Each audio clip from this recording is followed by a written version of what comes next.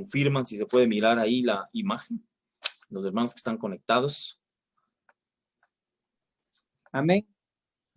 Muchas gracias, Gus. Muchas gracias a todos. Bueno, la semana anterior habíamos abordado un tema fundamental que produjo la muerte del Señor Jesucristo. Hay beneficios maravillosos que trajo el sacrificio expiatorio del Señor, propiciatorio del Señor, el sacrificio redentor, que justamente fue lo que hablamos la semana anterior, acerca de la redención, acerca del pago, del precio que el Señor pagó por nosotros. Y en esta noche, pues, con la ayuda del Señor, vamos a hablar de otro de los beneficios del sacrificio de Jesús. Nosotros creemos firmemente que el Señor murió, pero que resucitó. Sin embargo, en la cruz del Calvario, el Señor desató unas bendiciones que nosotros ni nos imaginamos. Y una de esas bendiciones es la propiciación. No sé si ustedes han escuchado el término propiciación. ¿Alguien sabe o tiene alguna idea de lo que quiere decir propiciación? Hable nomás sin compromiso, no le vamos a regañar. Bueno, sí lo hemos escuchado, ¿no? Lo que es la propiciación. ¿Amén? Sí lo hemos escuchado por lo menos, ¿no? ¿Sí? ¿Me confirman? ¿Sí o no? ¿Is o no is? ¿Por acá han escuchado el término propiciación? Sí. Amén. Bueno. Bien. Bueno, vamos a ver. Bueno, sé que ven en la imagen. Esta imagen creo que se fue o se hizo muy famosa en estos tiempos. Casi a mí no me gusta mucho representar la cruz del Señor, más bien en nuestro corazón es en donde debemos tener ese sacrificio, pero no sé si alguien me puede ayudar con la descripción de lo que ves ahí en esa imagen. Creo que gráficamente se describe lo que significa propiciación. Gráficamente, ¿no? Entonces, miren una imagen ahí. No sé si alguien me ayuda describiéndola un poquito. ¿Qué es lo que mira en la pantalla? ¿Sí? ¿Quién se atreve?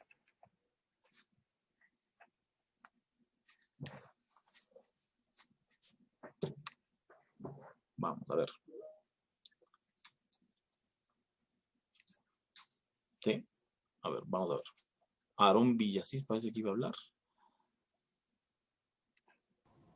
Bueno, sí, podría decir que es un sacrificio por el bien de todos que a la vez es favorable. Perfecto. Un sacrificio por el bien de todos. En realidad es un sacrificio. El sacrificio de Jesucristo tuvo un efecto propiciatorio. Amén. Y vamos a hablar un poquito de lo que es la propiciación. Quiero iniciar con este versículo que se encuentra en Primera de Juan, capítulo 4, versículo 10. Primera de Juan, capítulo 4, versículo 10. Yo lo voy a leer para proceder a hacer una oración y solicitar la ayuda del Espíritu de Dios y que nos hable y nos edifique en esta noche. Dice así: en esto está el amor. A veces el 14 de febrero fue una fecha en donde el mundo celebra, ya ni siquiera es el amor y la amistad, sino San Valentín. Pero aquí el apóstol Juan nos explica en qué consiste en realidad el verdadero amor y en dónde está su esencia. Amén. Y lo explica en 1 Juan 4:10. Dice, no en que nosotros hayamos amado a Dios, ojo, sino en que Él nos amó y envió a su Hijo como propiciación por nuestros pecados. Señor, que estás en el cielo, te doy gracias por una noche más, un día más en el que tú nos convocas, Señor, y cada uno de los que estamos aquí, pues hemos atendido ese llamado que tú has hecho para con nosotros. Como dice tu palabra aquí expuesta, Señor, no que nosotros hayamos tomado la iniciativa, sino que tú lo hiciste No que te hayamos buscado, sino que tú nos encontraste.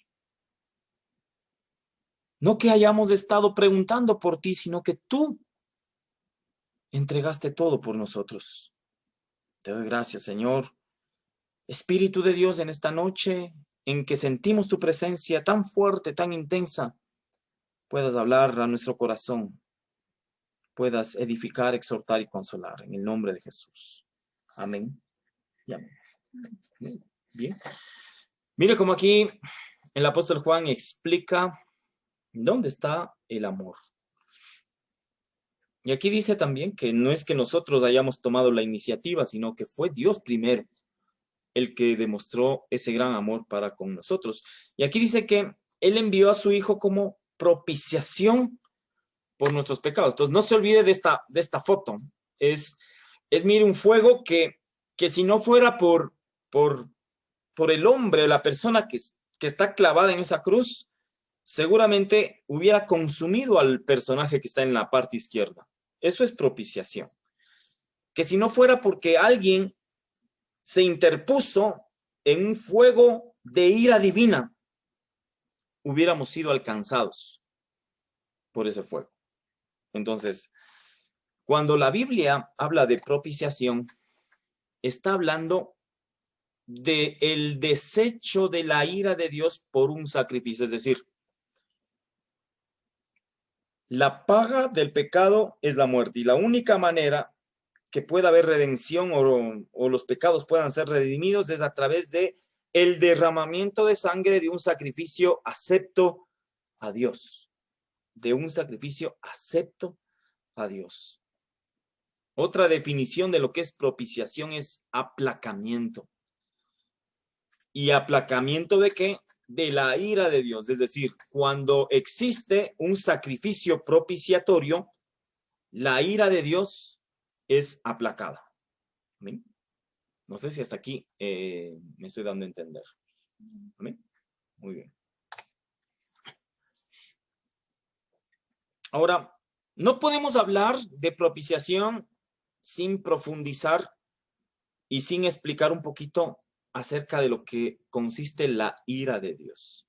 Porque la ira de Dios es un término que está fuertemente arraigado en el Antiguo Testamento, tal es así que 585 veces se hace mención de ella, y en el Nuevo Testamento también.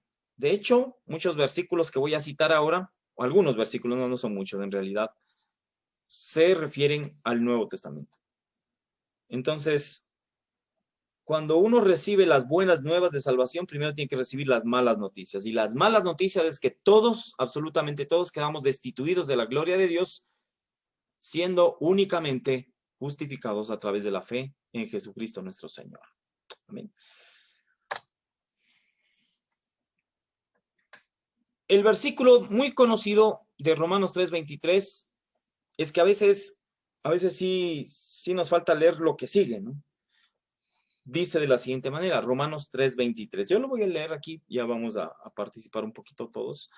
Dice así, un versículo muy conocido, que tiene que ver y que está muy relacionado a la propiciación. Dice, por cuanto todos pecaron y no alcanzan la gloria de Dios, no alcanzan, dice esta versión, es decir, todo lo que hagamos, todo lo bueno que podamos tener nosotros, no alcanza para satisfacer a un Dios santo, a un Dios justo. Dice, por cuanto todos pecaron y no alcanzan la gloria de Dios, siendo justificados gratuitamente por su gracia por medio de la redención que habíamos hablado la semana anterior, que es el pago de un precio por un esclavo, que es en Cristo Jesús. Y mire lo que sigue diciendo aquí.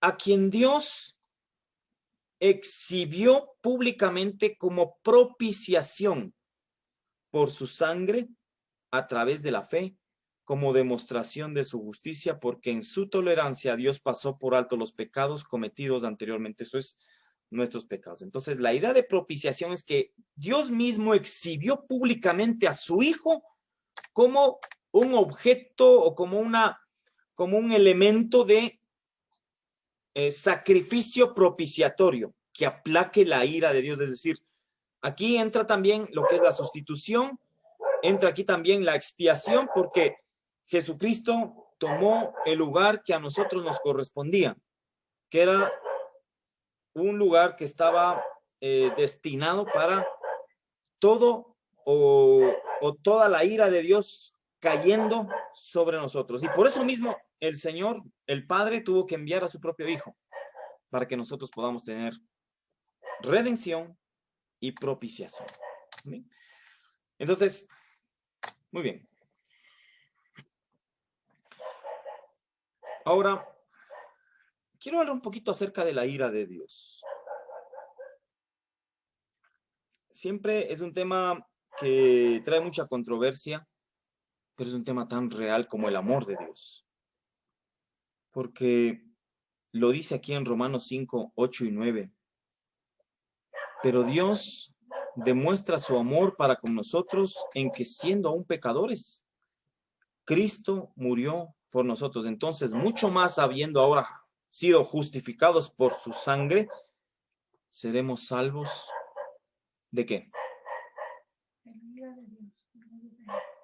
Seremos salvos de la ira de Dios por medio de él. Pero ahí la gente puede decir, pero si Dios es un Dios buenito, pero Dios es todo amor. Claro, la esencia de Dios es amor, pero ese amor se expresa y se demuestra justamente en que el amor de Dios hizo que Él entrega a su propio Hijo para que nosotros podamos ser librados de ese justo juicio de Dios hacia el pecado de la humanidad.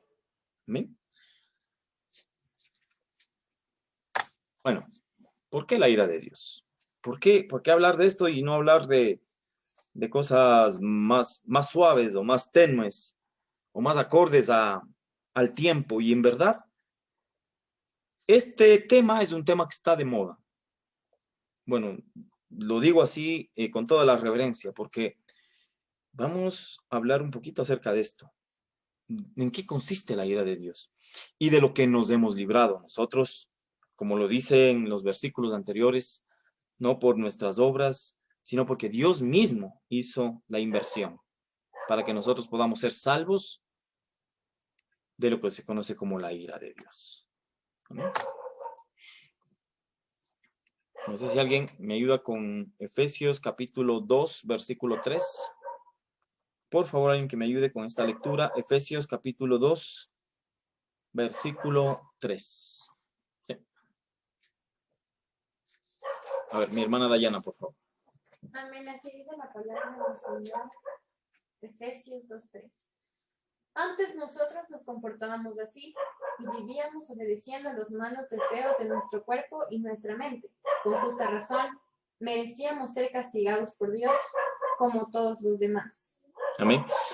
Gracias, mi hermana. Y mire lo que dice esta versión de las Américas. Dice, entre los cuales también todos nosotros en otro tiempo, espero que sí, vivíamos en las pasiones de nuestra carne, satisfaciendo los deseos de la carne y de la mente, y éramos por naturaleza hijos de ira, lo mismo que los demás. Es decir, nosotros por naturaleza éramos objetos de la ira de Dios. Amén. ¿Y para qué hablar del tema? Porque hablar de ese tema también es hablar de la gracia de Dios, la que nos ha salvado por medio de la fe. Y aún sigue diciendo lo que habíamos visto al inicio, no es don de nosotros, sino es don de Dios. No por nuestras buenas obras para que nadie se gloríe, aunque una vez que nosotros venimos a los caminos del Señor por fe, lo que evidencia que somos hijos de Dios son justamente las obras que nosotros empezamos a hacer, pero ya no para alcanzar salvación, sino como un efecto de un cambio de naturaleza.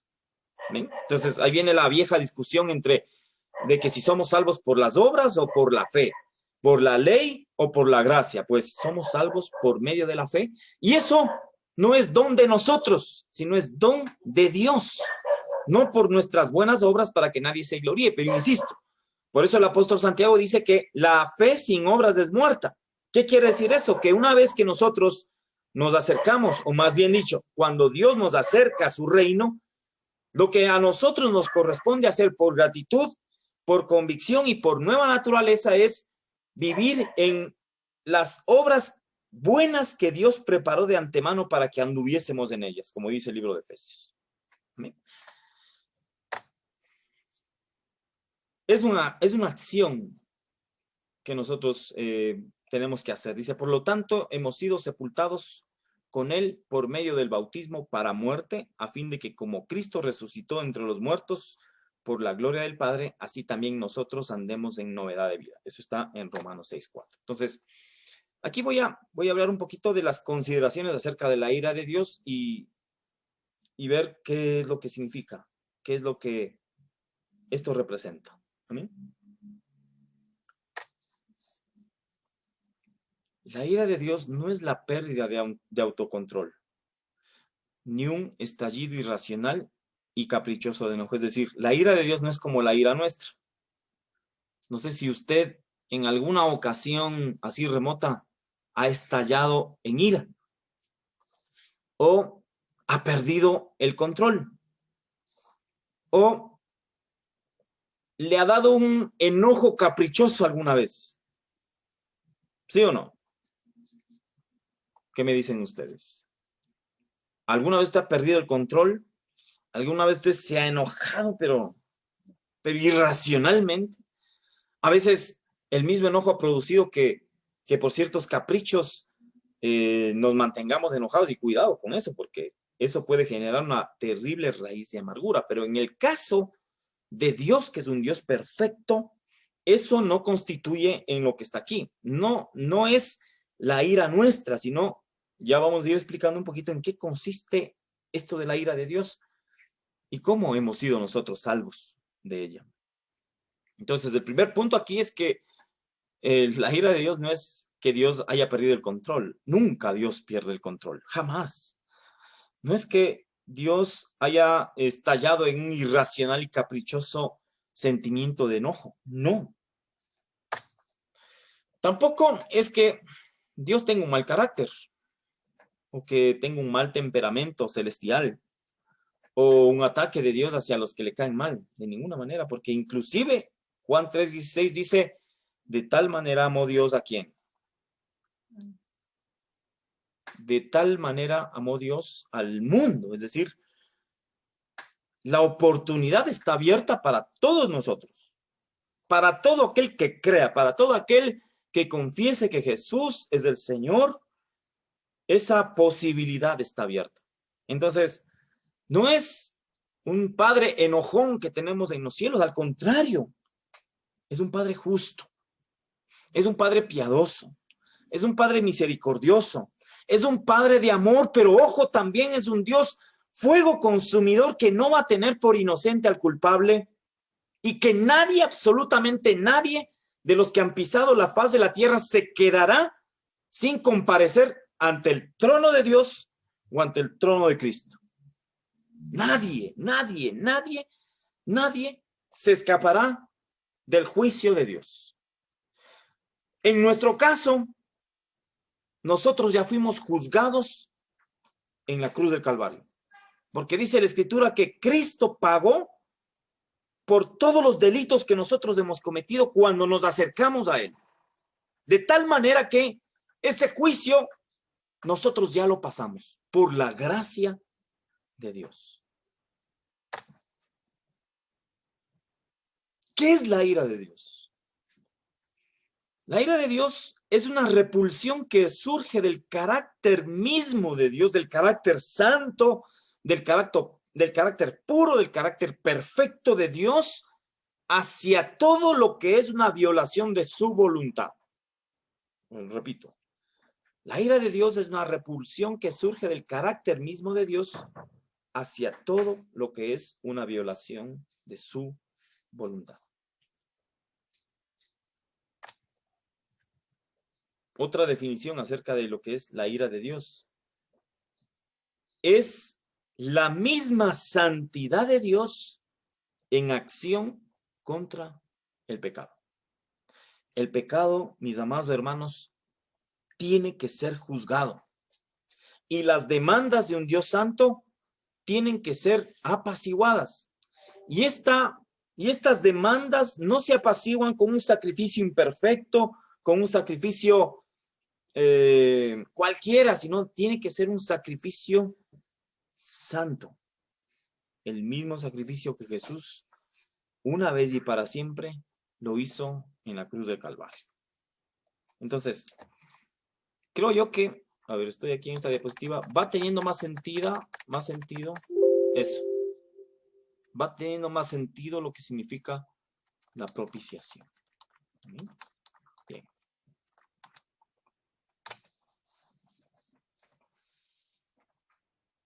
Esta frase que está aquí en la pantalla dice: el pecado del hombre ha incurrido en la ira de Dios. Esa ira es alejada solamente por la ofrenda expiatoria de Cristo. Eso se llama propiciación. Repito, el pecado del hombre, como lo leímos anteriormente, todos pecamos, quedamos destituidos de la gloria de Dios. Y todos somos por naturaleza o fuimos por naturaleza hijos de ira, pero únicamente a través de la ofrenda expiatoria de Cristo, nosotros podemos ser salvos de esa circunstancia. Amén.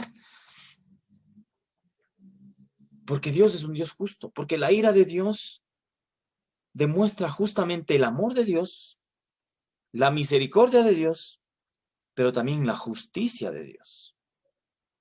Y un Dios que se indigna cada día contra el impío, porque a veces nosotros repetimos frases que no están en la Escritura, porque decimos, Dios ama al pecador, aborrece el pecado, pero ama al pecador, y no es así. Dios aborrece el pecado y también al que lo practica. Lo dice el Salmo capítulo 7, versículo 11, que Dios es un Dios justo y un Dios que se indigna cada día contra el impío, y el impío no es otra persona más que alguien que una vez contempló y conoció o tuvo un conocimiento, por más remoto que sea, de que está fuera de la voluntad de Dios, o que algún momento estuvo dentro de la voluntad de Dios, pero que dijo, lamentablemente esto no es para mí, yo no quiero ser como esos locos, aleluyas, panderetas, santurrones, puritanos, etcétera, etcétera, etcétera. Más bien yo voy a vivir mi vida a mi manera. Y viene la impiedad. ¿Vale? De un predicador muy conocido como John Piper, vamos a ver 5 aspectos que se relacionan a la ira de Dios. 5 aspectos que tienen mucho que ver con la ira de Dios y que, bueno, ahora ya no nos atañen a nosotros porque hemos sido salvos de eso, pero puede ser que alguien que no conoce a Dios y que está cerca de usted, sí le vaya a afectar. Amén. Primero, que la ira de Dios es terrible y eterna. Le repito, la ira de Dios es terrible y eterna. Romanos capítulo 2, versículo 8. No sé si alguien me puede ayudar con esta lectura. Romanos 2, 8.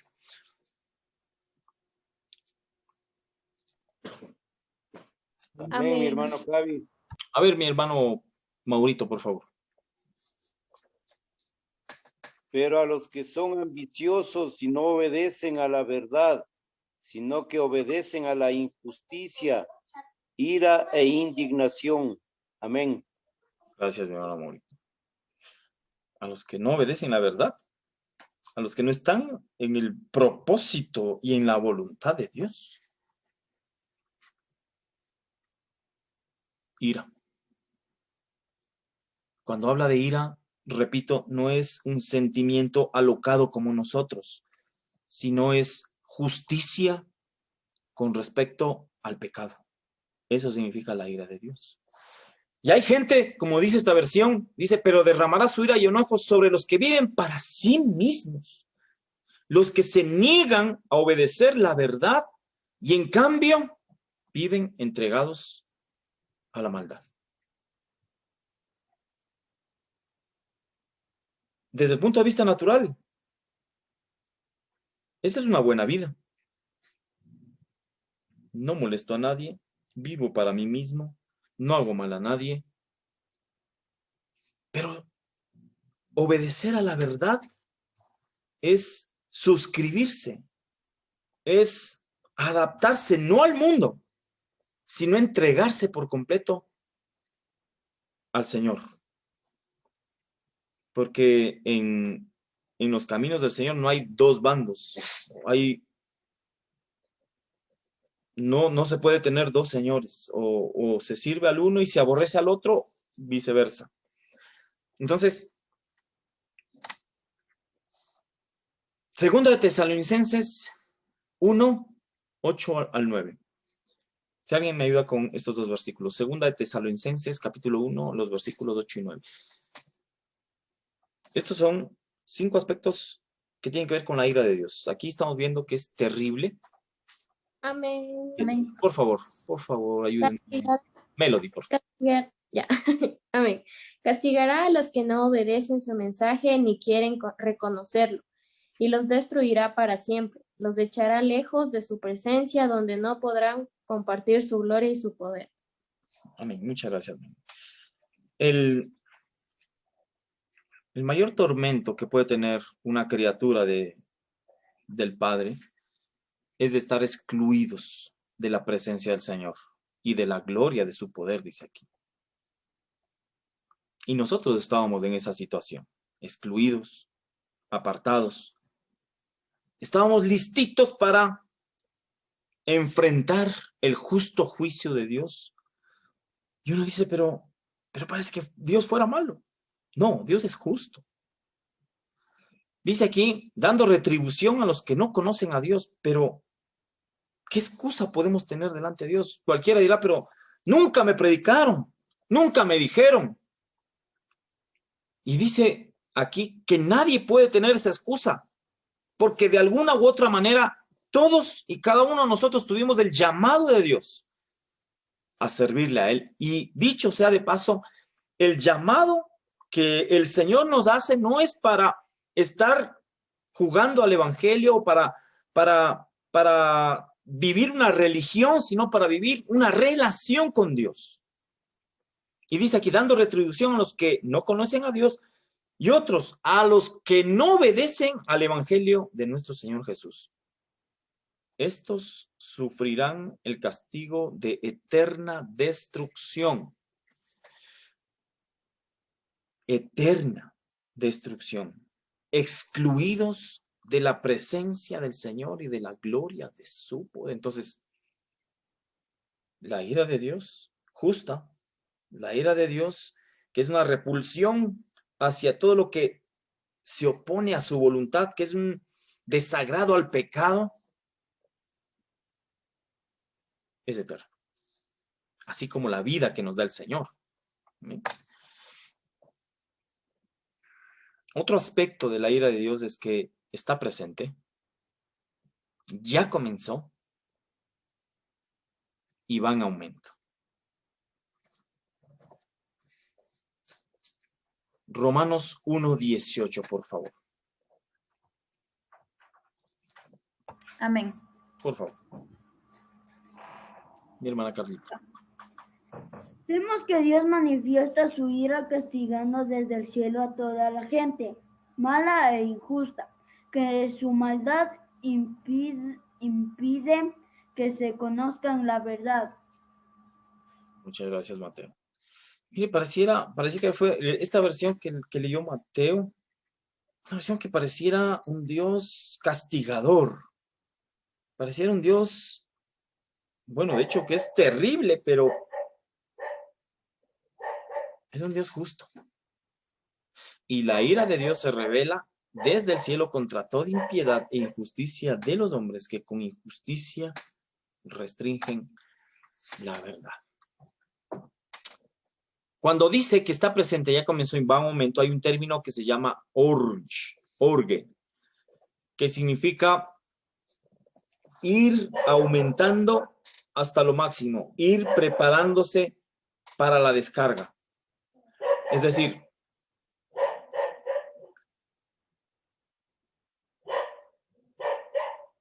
en Juan 3:36, yo lo leo aquí rápido, dice, el que cree en el Hijo tiene vida eterna, pero el que no obedece al Hijo no verá la vida, sino que la ira de Dios, ahí dice, permanece sobre él. Ese término es, va aumentando, va aumentando, va aumentando, va aumentando, va aumentando, aumentando, hasta que llega un momento en el que se copa esa situación y la ira justa de Dios cae. Nosotros estamos viviendo tiempos bastante peligrosos. Nosotros estamos viviendo tiempos bastante decisivos. Las configuraciones políticas que se están conformando a nivel o alrededor del mundo, pues lo único que hacen es demostrar que la palabra de Dios tiene que cumplirse. La Escritura expresa que por el aumento de la maldad, ¿sí ve? El aumento de la maldad, el aumento, es decir, algo que es como cuando se va llenando una cubeta, cuando se va llenando un vaso, se llena, no pasa nada. La humanidad toma decisiones en contra de la voluntad de Dios, inclusive blasfemando el nombre de Dios y piensa que no va a pasar nada. Los líderes políticos adoptan leyes de crímenes y asesinato a la vida misma, como el caso de Argentina con la despenalización del aborto, así lo dicen, pero en realidad es aprobar una ley que lo que hace es entregar a los niños al fuego, al dios Moloch, y piensan que eso se va a quedar impune. Este mismo virus, esta misma plaga ha demostrado que la humanidad no está preparada para conllevar situaciones como esta, extrema. Más bien, al contrario, diría yo, ha revelado los corazones y ha mostrado la tiniebla que hay en el corazón de muchas personas. Ha habido gente que se ha hecho multimillonaria con esta crisis y esta pandemia a costa del dolor ajeno. Eso va aumentando. Eso va aumentando. Eso va subiendo. La gente piensa que el adoptar una ideología que atenta a la voluntad de Dios se va a quedar sin castigo. Y es cuando vienen y dicen, pero todos somos hijos de Dios. Dios nos ama a todos. Todos somos hijos de Dios y no es así. A los que creen en su nombre, a los que lo confiesan, a los que lo reciben, se les da el derecho de llegar a ser hijos de Dios. El presidente de los Estados Unidos, la nación más poderosa del mundo, yo creo que con Donald Trump Dios les dio un pequeño respiro. Está aprobando situaciones que ya rayan a lo animal inclusive. Pero nosotros estamos como luz para justamente iluminar y brillar en las más densas tinieblas que puedan haber. Entonces, este segundo aspecto de la ira de Dios que está presente ya comenzó, y lo que está pasando ahora es que el mundo está llegando a un nivel de maldad, de violencia. Génesis capítulo 6 menciona y dice que una de las causas por las cuales Dios envió el diluvio precisamente fue por la violencia que hubo en ese tiempo. Yo no sé qué tipo de violencia hubo en el tiempo de Noé, pero que al Señor le colmó la maldad, la violencia que hubo. Y díganme usted si no estamos viviendo tiempos de violencia jamás vistos. Ayer nomás me estaban mostrando unos videos que definitivamente yo ni los miré, pero yo alguna vez vi ese tipo de imágenes, de escenas que se daban en Asia, por la China, donde uno dice, pues allá sí son de veras, son extremistas, son gente que de plano no conoce a Dios, pero que pase aquí en nuestro país. Debido al aumento de la maldad, el amor de muchos se enfriará, dice la Escritura. Pero ¿qué es lo que está sucediendo ahora? Es que la maldad va aumentando. Y lo que está sucediendo es que en un momento determinado, la ira de Dios caerá sobre todo aquel que con la injusticia retiene la verdad. Y de eso también el Señor nos libra. No sé si me estoy dando a entender hasta ahorita. No, ¿sí se está escuchando, por favor? Allá. Bueno, ¿me confirman si no estoy hablando solito aquí? Amén. A ver, muchas gracias, mi hermano. Bien. Entonces, mire cómo dice aquí este término. Está presente y va en aumento. Otro aspecto que tiene que ver con la ira de Dios es que está cercana. Bueno, esta porción de la Biblia se escribió hace cientos de años, inclusive antes de que el Señor Jesús naciera en la tierra. Estamos hablando ya de más de 2000 años.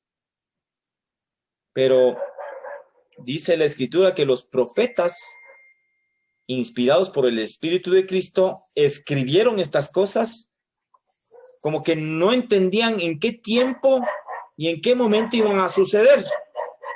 Y dice el apóstol Pedro que estas cosas que escribieron los profetas en el Antiguo Testamento son justamente para nuestro tiempo. ¿Amén? El libro de Sofonías, capítulo 1, versículos 14 y 15, dice: cercano está el gran día del Señor. Cercano y muy próximo. El clamor del día del Señor es amargo. Allí gritará el guerrero. Día de ira, aquel día, día de congoja y de angustia. Día de destrucción y desolación, día de tinieblas y lobreguez, día nublado y de densa oscuridad. Cuando la Biblia dice y se refiere al día del Señor,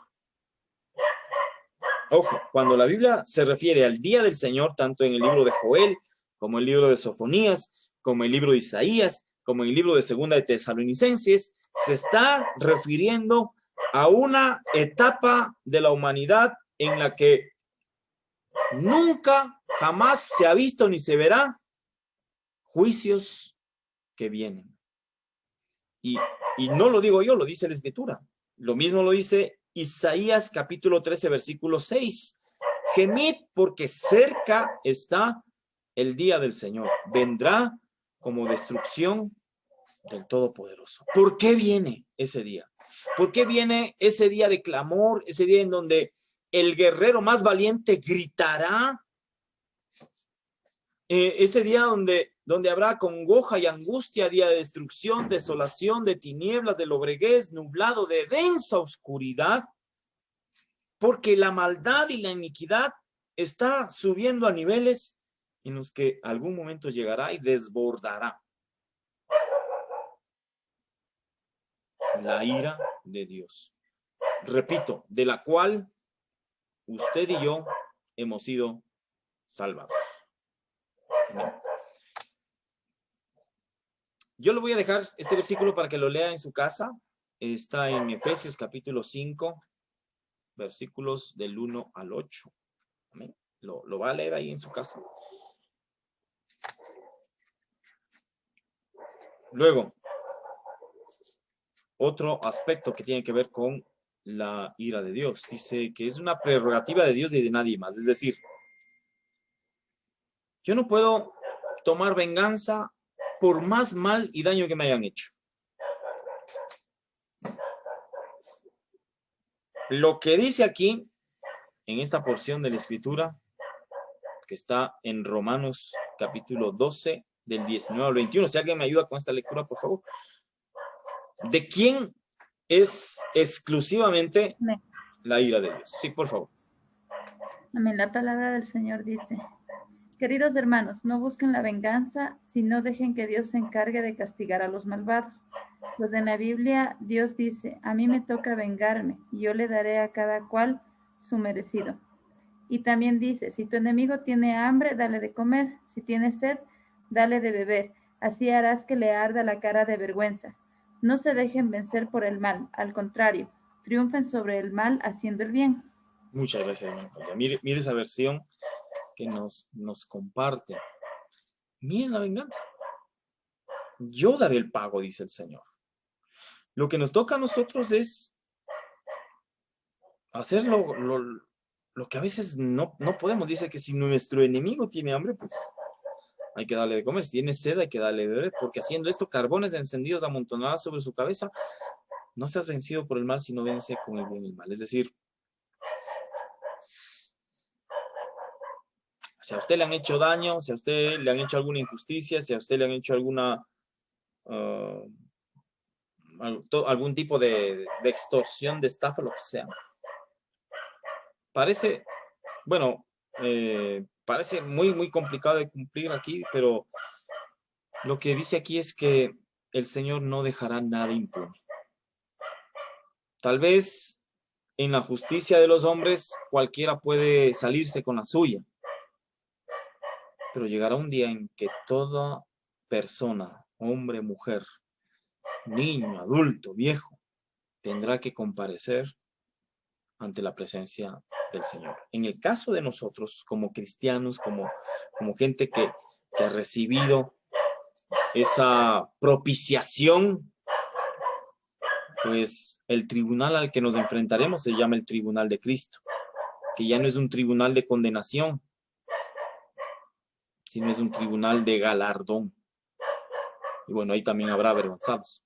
Pero aquel que en este día y en este tiempo rechace el sacrificio propiciatorio que Dios mismo le da a la humanidad, la maravillosa oportunidad de librarse de todo este tipo de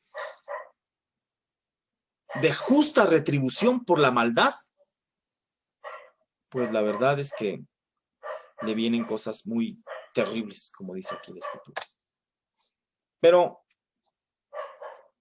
en medio de ese panorama desolador, nosotros tenemos esta tremenda bendición que produjo la muerte de Jesús, lo que habíamos visto: redención, sustitución, expiación, propiciación y reconciliación con el Padre.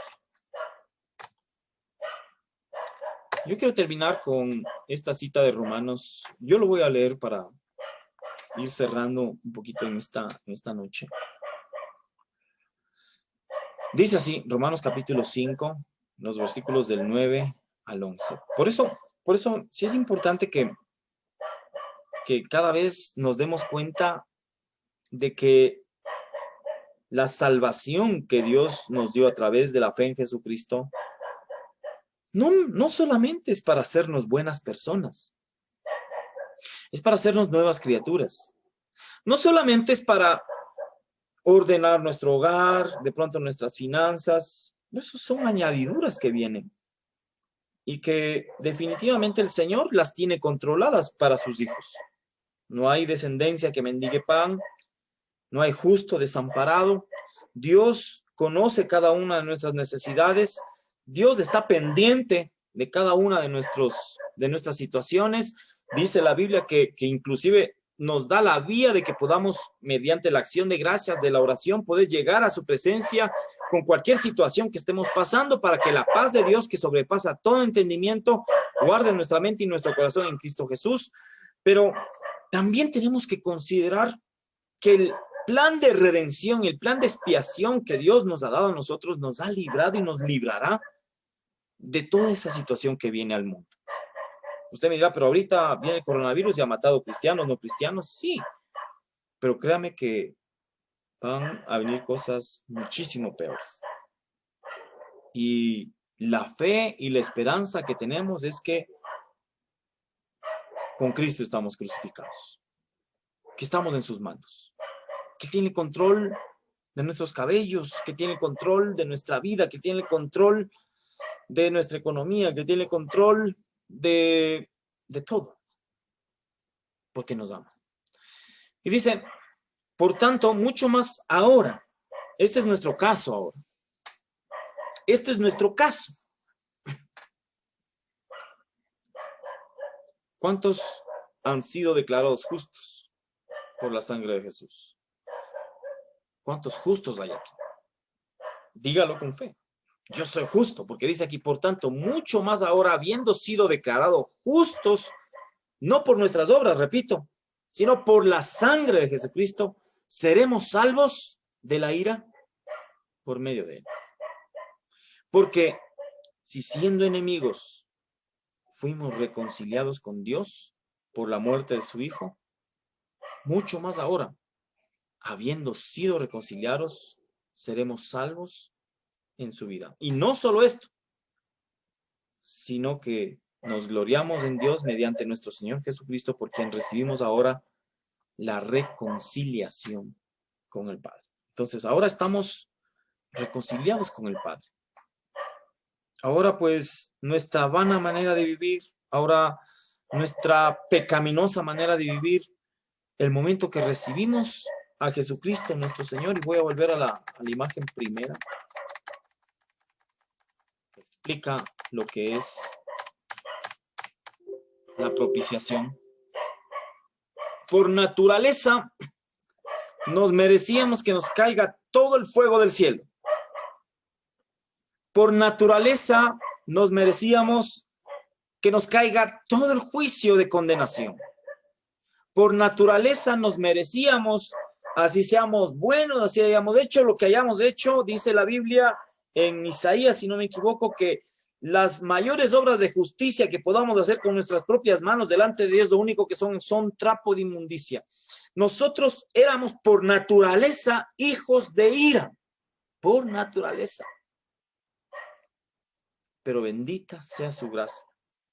Bendito sea el amor que no lo buscábamos nosotros, sino que Dios fue el que tomó la iniciativa en nuestras vidas y que por acción del Espíritu Santo pudimos reconocer que somos pecadores y que la única manera de poder ser salvos de la ira justa de Dios era que alguien se ofrezca como sacrificio agradable en lugar de nosotros. Y eso, mis amados hermanos, no tiene precio. Eso es lo que dice el libro de Hebreos. ¿Cómo ustedes creen que van a poder escapar si tienen en poco una salvación tan grande? Ocupémonos con temor y temblor de nuestra salvación. Ahora, ya no hay condenación para los que están en Cristo Jesús. Ahora hemos sido declarados justos por el sacrificio en la cruz de Calvario. Ahora dice que debemos andar ya no en la vieja vida, sino en novedad de vida por el poder del Espíritu Santo que en nosotros desactiva toda autoridad y poder del pecado, de Satanás y del mundo. Porque esos enemigos tenemos, aparte de nuestra carne que a veces se subleva. Pero cuando escuchemos la palabra propiciación, bueno, y no encontré otra imagen más didáctica que esta. Alguien recibió toda la descarga de la ira de Dios en lugar de nosotros.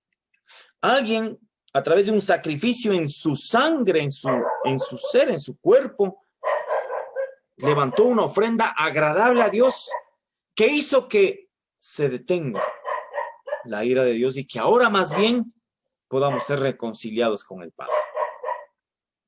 Y no hay regalo y no hay cosa más maravillosa que sentirnos hijos de Dios.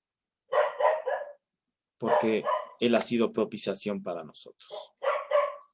Voy al versículo inicial con el que inicié. En esto está el amor. No en que nosotros hayamos amado a Dios, sino que Él nos amó y envió a su Hijo como propiciación por nuestros pecados. Y este mensaje debemos trasladarlo a la mayor cantidad de personas que podamos, porque el día del Señor está cerca, porque la maldad del mundo está llegando a niveles tan estratosféricos. Las tinieblas están cubriendo la tierra, pero ahí mismo, donde abunda el pecado, sobreabunda la gracia del Señor. Amén.